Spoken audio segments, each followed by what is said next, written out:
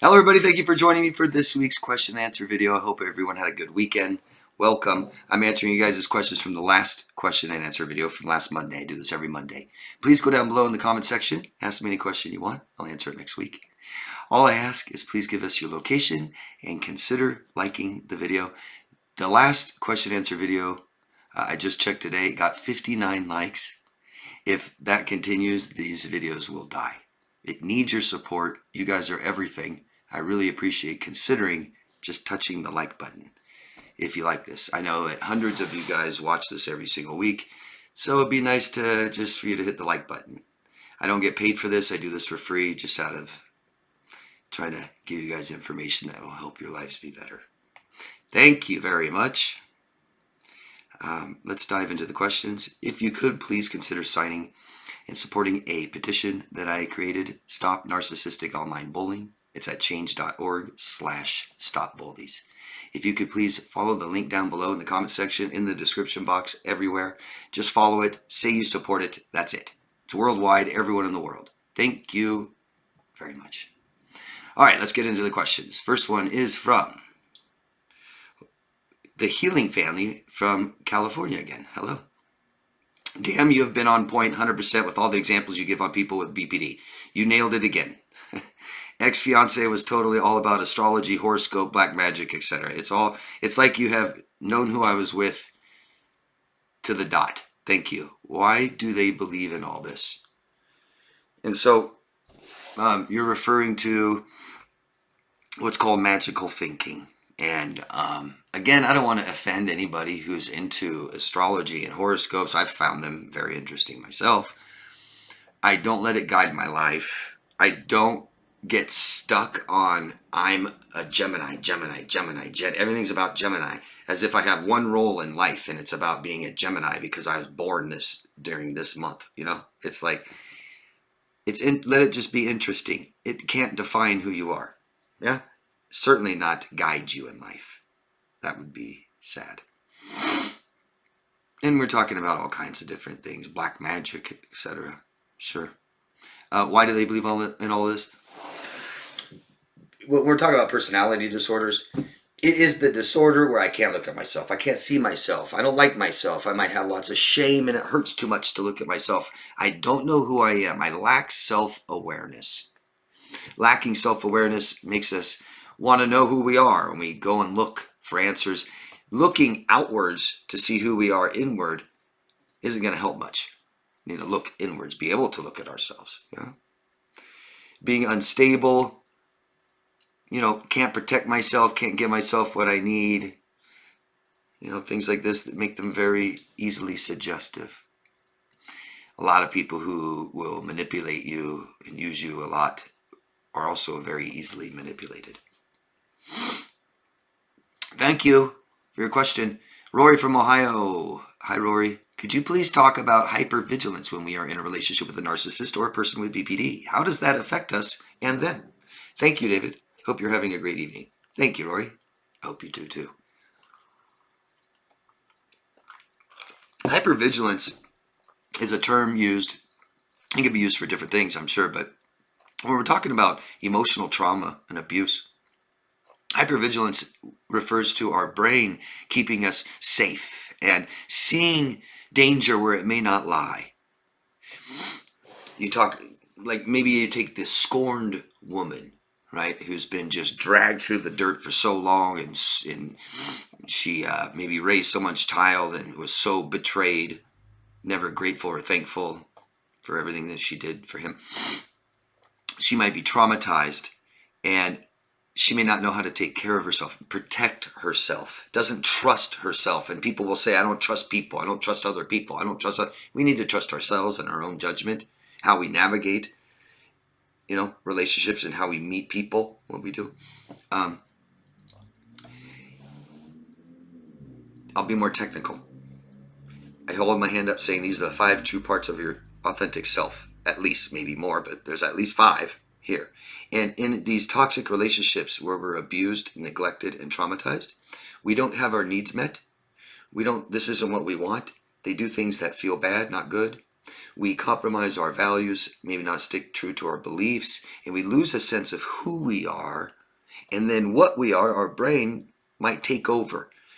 And the best way our brain can keep us safe is make us, fear everything, right?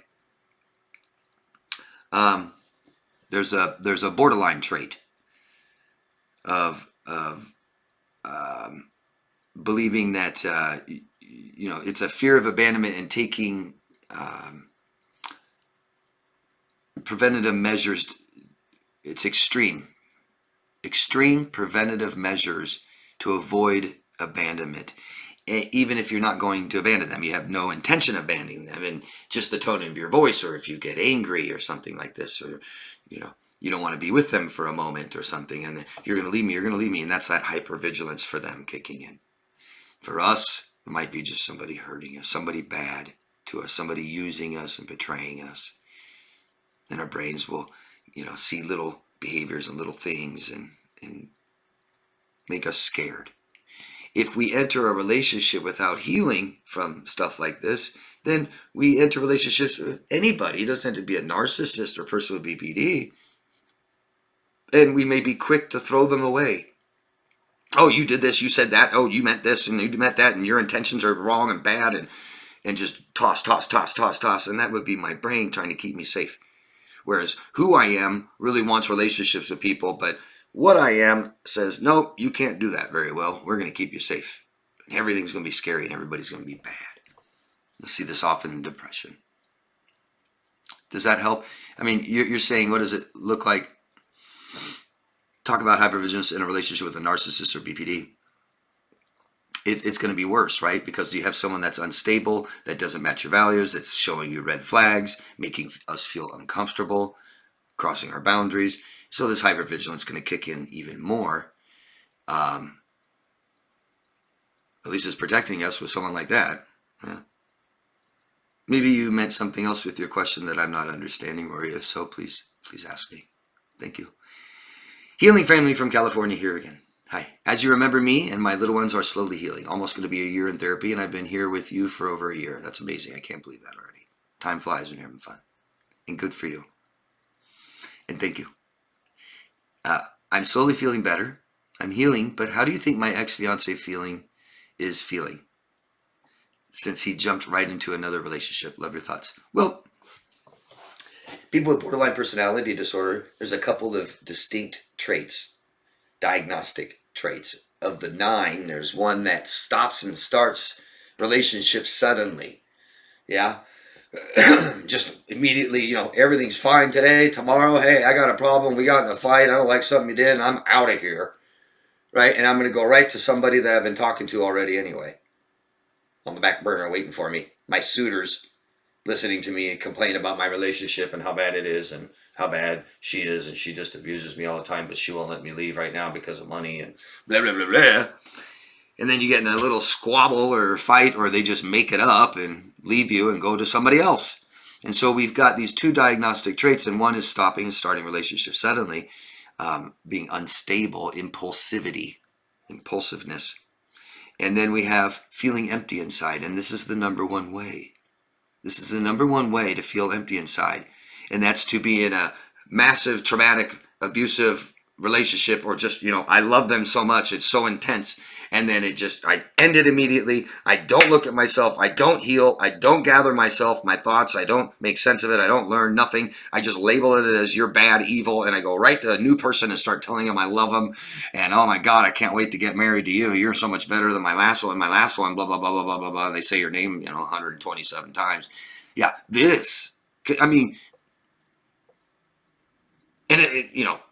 I get all kinds of us that do this.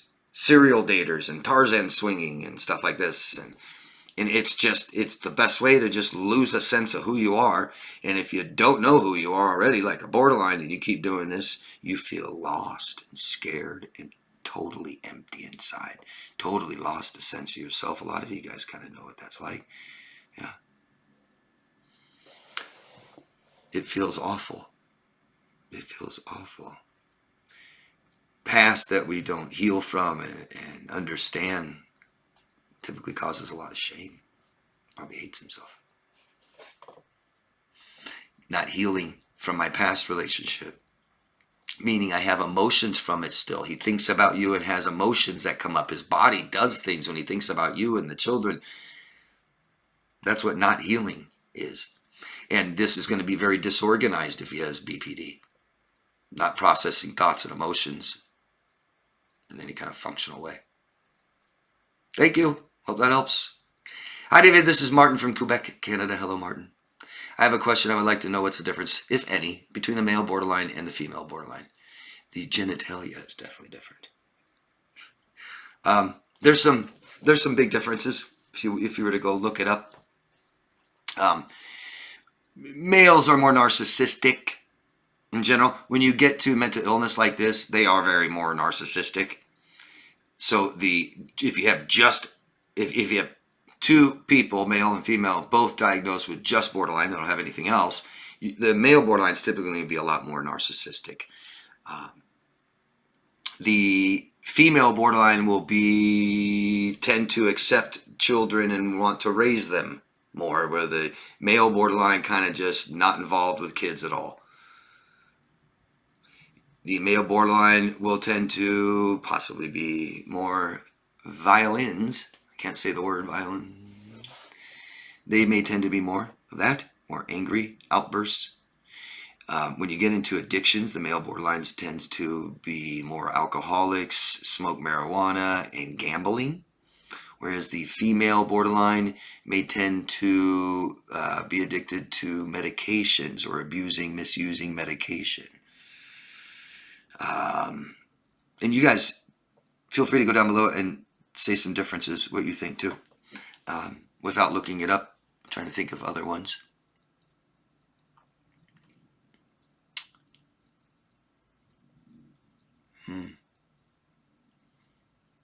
I can't think of any distinct differences. It's the same mental illness, so they both meet the criteria, but they are a little different, just as men and women are different, right? Yeah, the female, not saying that they'll make some great mother, but they tend to want to more, may lean on their children more, may use and exploit their children more emotionally, whereas the male borderline typically doesn't want much to do with them. They're not involved in their life. They don't show them direction, don't meet their needs, maybe possibly more angry, violence, whether that's yelling, shouting, screaming, breaking things, not around as much, and addicted. The addictions are a little different. Anybody else that knows more differences, please list them. And if I had more time to think about them or look them up, maybe I could come up with more. Jimmy Toy, don't know where you're from. Let us know your location next time. My ex told me she was an empath. I laughed in her face. You don't treat someone in the most horrible of ways and claim you're a caring person. I'll tell you what, especially with women that call themselves empaths are some of the most toxic, manipulative, destructive, gross, sickest people I've ever met in my life. I'm an empath. I'm an empath. I'm an empath. I understand that many of you guys watching this identify as an empath. I think that's general anyway. But that's the people in that group, typically pretty damn toxic. And I know, like I said, there's a lot of people that identify and you aren't toxic at all. You identify with this because you are more empathic than definitely the people that have been in your life. Yeah. And that's reasonable to say. They say sociopaths have some empathy. Yeah. So I believe I have more empathy than sociopaths. So I'd be more empathic than them. But it's not something that I really identify with. I think what's important to realize is that, like any spectrum, we can be too little or too much might not be good. And I just recommend people to have emotional boundaries with other people, and that we don't need to feel other people's feelings. It can be quite draining and exhausting, and it can interfere in your relationships sometimes. If you want an example, I had a friend once, and if I told her how my day was, she would react to it as if it happened to her. And if it was something that wasn't good that happened to me, she would react to it and feel everything that I feel, and then I have to calm her down. Codependency. Those are codependent behaviors. Very typical of people who identify as empath also have codependent behaviors.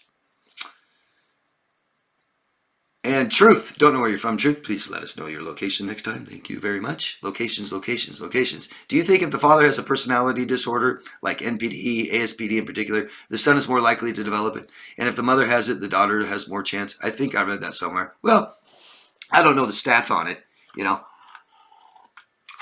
But just like any kind of toxic, dysfunctional families, these things are cycles. They repeat each other. We're exposed to it.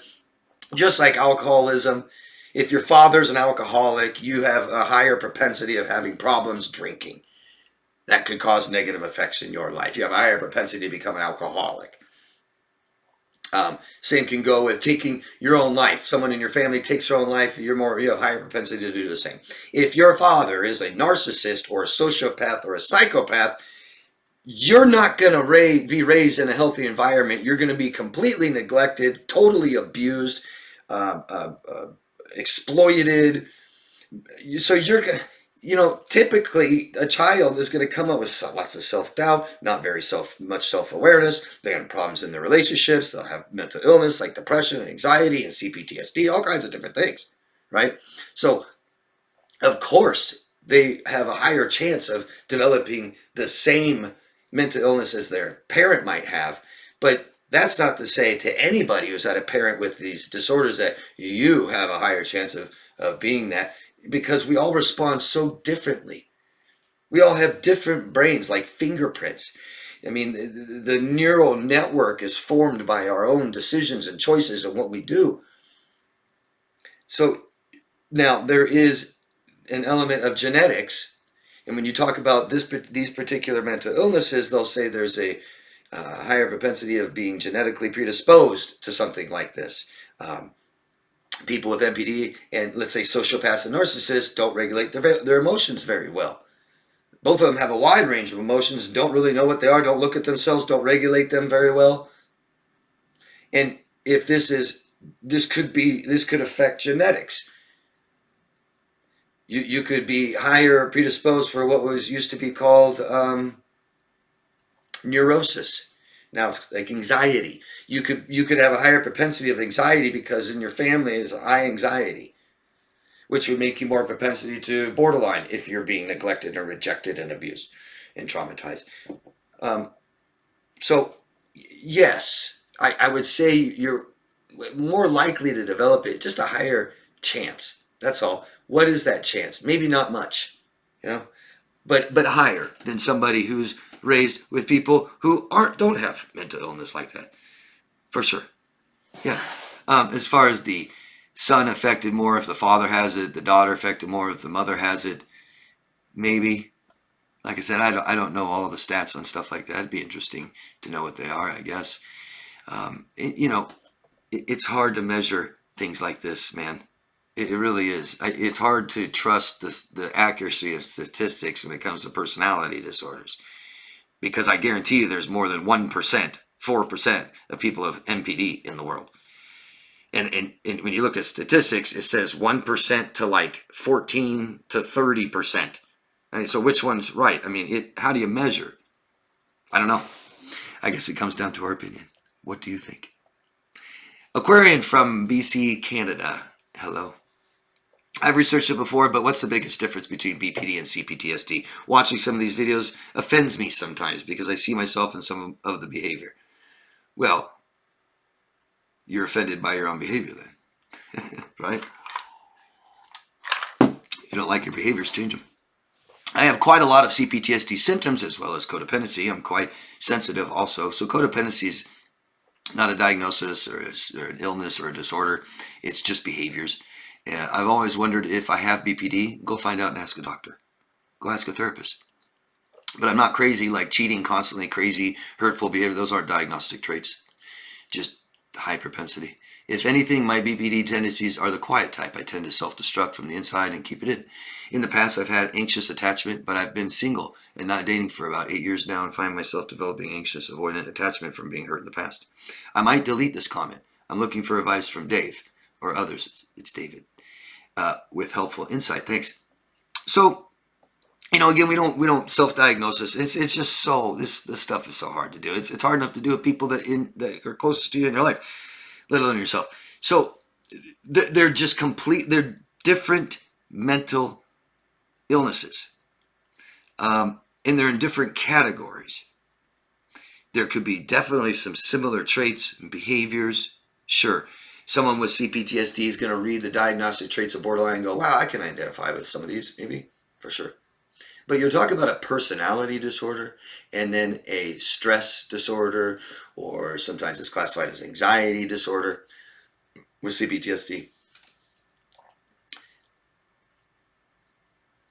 There is a very distinct diagnostic criteria for borderline personality disorder, now known as emotionally unstable.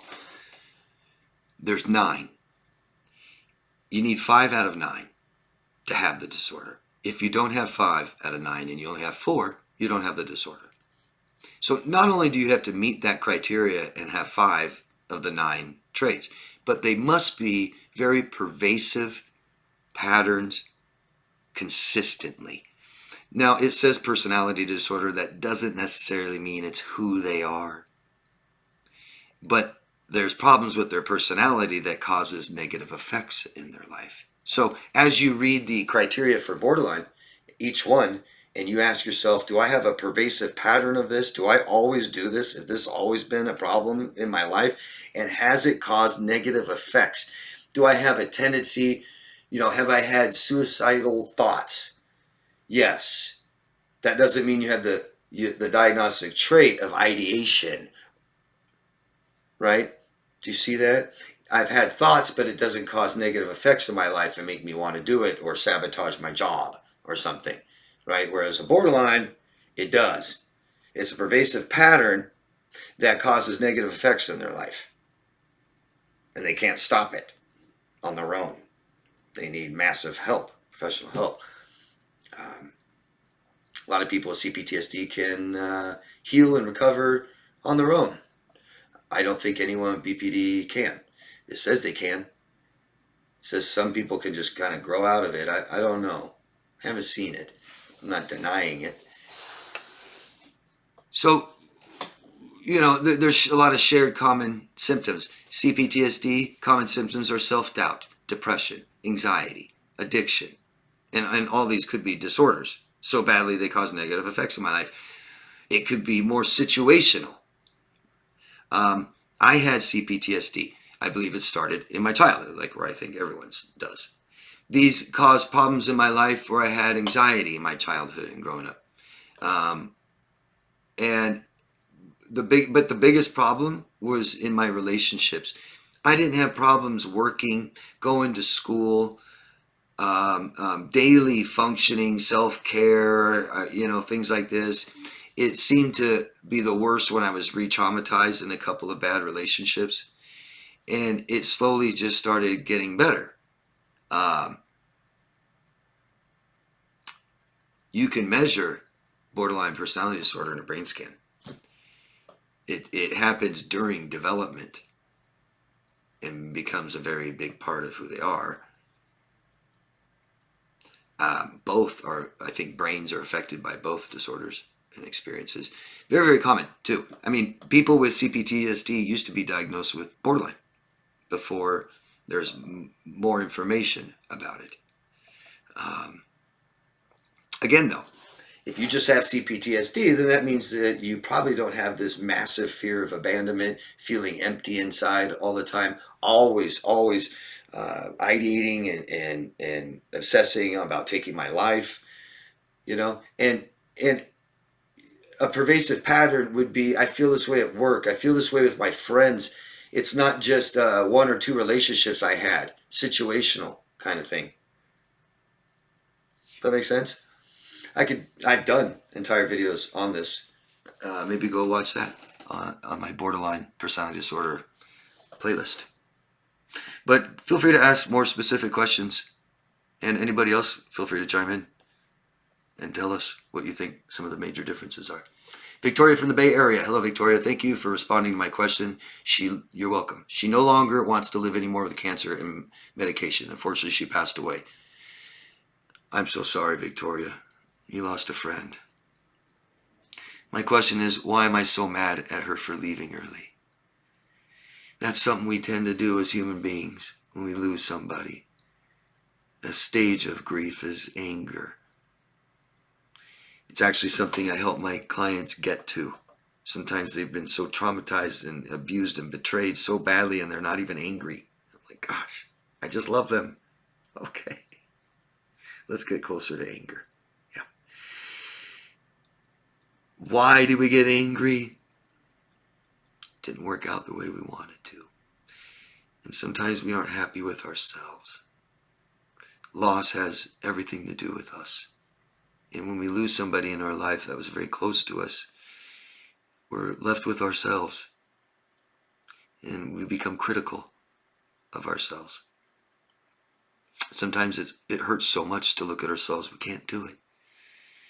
Sometimes we look at ourselves and we get angry. There may not be a specific reason, Victoria. I don't know. I'm very sorry for your loss. Your stage of anger is something that you need to express. Just saying it here, I hope, helps. Tell other people. But you're getting closer to acceptance. It's good. Emily from South Africa, what are the requirements of a good friend? Well, I don't know what your requirements are or anybody else's out there. When I think of a good friend, well, first of all, I got to think about somebody that's in my life. And no one is allowed in my life unless I know for sure they value everything I value. That's my standards. I value a lot of things, and it helps that I'm aware of these things that I value. So I can have my standards and see them in people right away. And because I'm worthy, I take my time before I allow a stranger in my life. I know that they value what I value. That's a standard of mine. Anyone in my life that I have relationships with have to meet the emotional needs we have in that relationship. They need to be able to reassure me all the time. They'll always be my friend and always be there for me and always have my back. I need to feel that way all the time. And they care how I feel. They only do things that make me feel good. Things like this. It's good to know what you require for people to be in your life. I have terms also. No violins in my life. You can't yell and scream and break things and hit me, and you can't threaten to not be my friend. If not being my friend is something that's always on the table and an option for you, I really don't want to be your friend anymore. If you write down everything you morally value, it covers everything. Right? You got to treat me the way I treat you. You got to have respect and all that. Just write them down. You value respect, they need to too. You value self-respect, they have to too.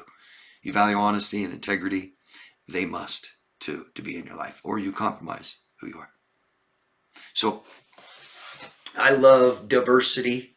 I love people being different, not just like me. They don't have to have the same opinions or the same interests. I've been friends with people that have opposite political and religious views than me. Sometimes it works out, sometimes it doesn't. But what's important to me is what I value and what I need.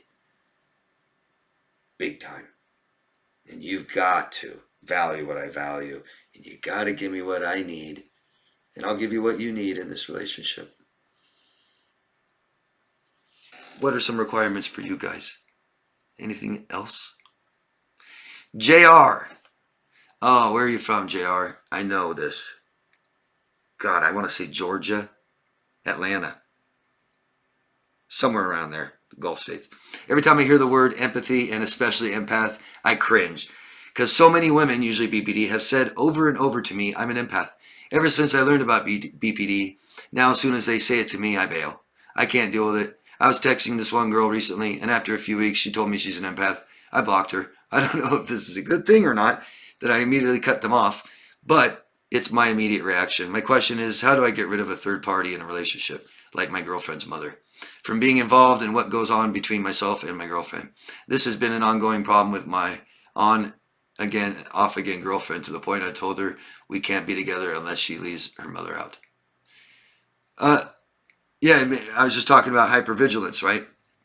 I see possibly a little hypervigilance there, right? The last people who abused me called themselves empaths, and you're saying you're an empath. It's like, I'm just saying I'm empathic. See ya. Snip. That might be hypervigilance, might be a good example of it. I'm not telling you not to do it. On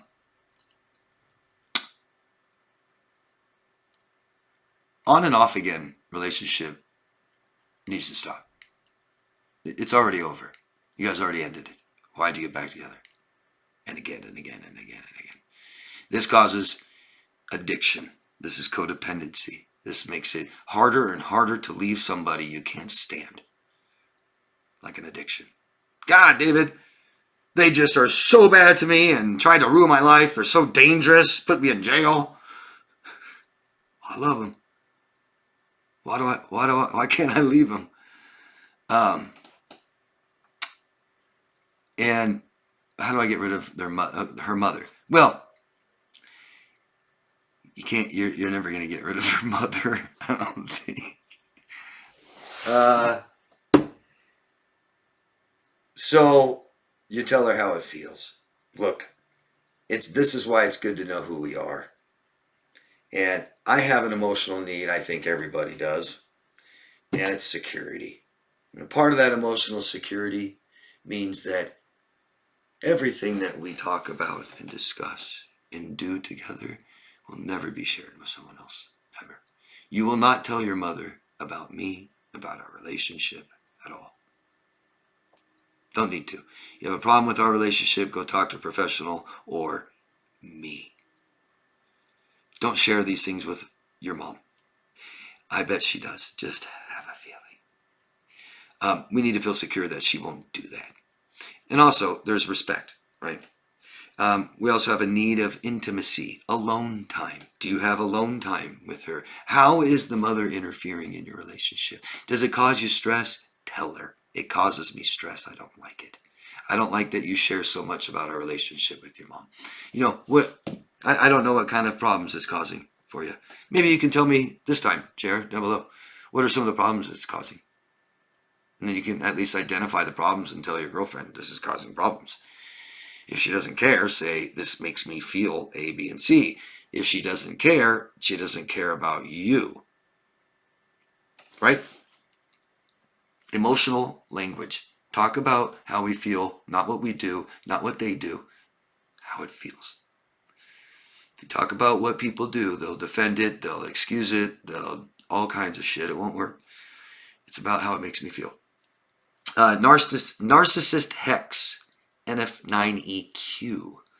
Don't know where you're from, let us know. Oh, I'm in the US. Thank you. Good evening, David.